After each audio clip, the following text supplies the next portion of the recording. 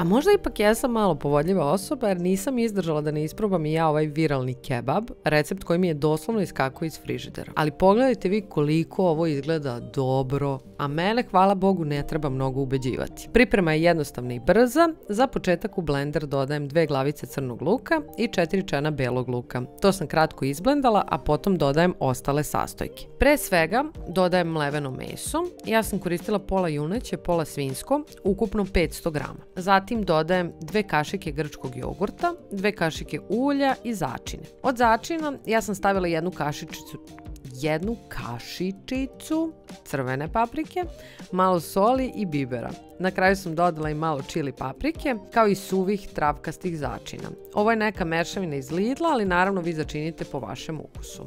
Sastojke ćemo kratko izblendati dok ne dobijemo kompaktnu smesu. Ovom prilikom bih htjela da pohvalim ovaj Bosch Multipractic koji mi je bukvalno glavni saveznik u kuhinji. Ne znam ko se seća moje epizode u kom spremam zdrav Nutella krem, gde mi je prethodni secko crko u sred snimanja. Nakon toga sam se odlučila da izdvojim malo više novca i kupim nešto što vredi i verujte mi, nisam se pokajala. Ovo nije plaćena reklama, iako bih voljela da jeste. Ako neko iz Boscha ovo gleda, javite mi se, a mi se vraćamo na recept. Rednu sam uključila da se zagreje na 220 stepeni, a smesu sam podelila na 4 dela. Svaki deo sam razvaljala oklagijom između 2 pek papira. Ja sam ih možda malo previše rastanjila, ali za to krivim novu oklagiju.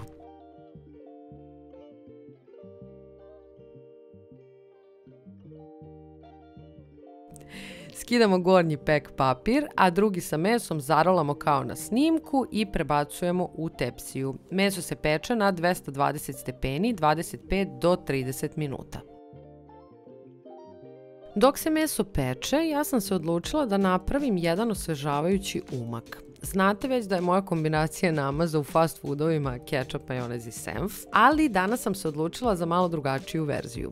Pomešala sam grčki jogurt, malo senfa, beli luk u prahu i travkaste začine. Ovo mi je jedna od omiljenih kombinacija koju sam otkrila tokom dijete, pa mi je ovaj namaz menjao u majonez koji obožavam, ali zbog gomile kalorija uvek biram neke alternative. Ovdje sam dodala i malo, tačnije 1 kašiku kupovnog tartar sosa. Svi sastojci se samo sjedine i to je to.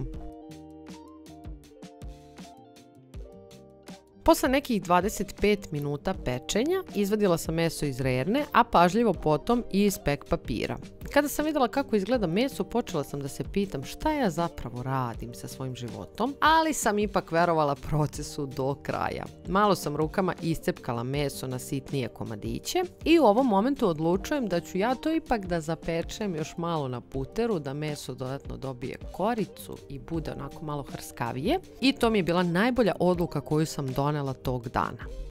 Somune smo kupili u pekari jer nisam imala vremena da pravim domaće. Zapravo nikad ih do sad i nisam pravila, ali moj main character confidence mi govori da ja to mogu. Tako da nije isključeno da ćemo baš somune spremati u nekom od narednih videa. Pa neću valjda da se ugojim tek za Božić, mora na vreme da se krene.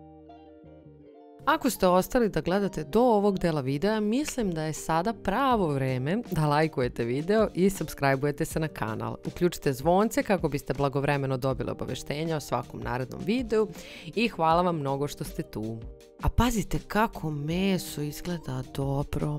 Ali ovdje sam imala još jednu genijalnu ideju, da na malo putera kratko zapečem somune, tako da džaba sam spremala onaj niskokalorični namaz, sve će se to nadomestiti na drugi način. Ali ovo je obavezan korak ako mene pitate, joj sad sam opet gladna.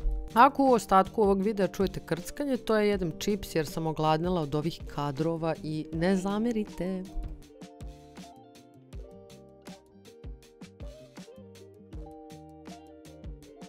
Od namaza i salata za punjenje somuna koristite ono što vi najviše volite. U našem slučaju to je bio prethodno pripremljen namaz, malo kečapa, sveži spanać jer nismo našli lepu svežu zelenu salatu i paradajz.